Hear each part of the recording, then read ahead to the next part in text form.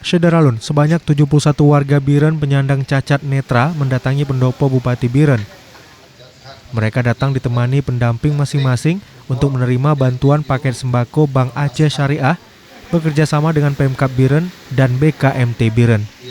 Sebelum penyerahan bantuan secara simbolis, beberapa petugas di pendopo Bupati memakaikan masker pada mereka masing-masing.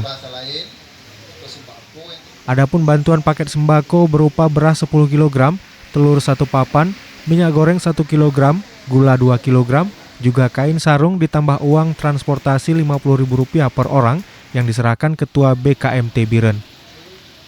Para tunanetra tergabung dalam wadah Persatuan Tunanetra Indonesia Biren yang saat ini diketuai M. Taufik sangat berterima kasih kepada PLT Bupati Biren dan BKMT serta pemimpin Bank Aceh Syariah atas perhatian dan bantuan yang diberikan.